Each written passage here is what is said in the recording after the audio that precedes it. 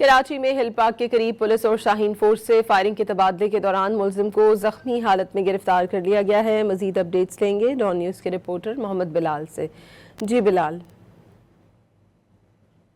Firozabad police और Shaheen force के जवानों का हिल पार्क के करीब कार लिफ्टर से फायरिंग का तबादला हुआ था। दो तरफा फायरिंग के तबादले में एक मुलजिम को जख्मी हालत में गिरफ्तार कर लिया गया है। गिरफ्तार मुलजिमान कब्जे से गैर कानूनी असला, एमुनेशन, गाड़ी और दीगर सामान बरामद किया गया है।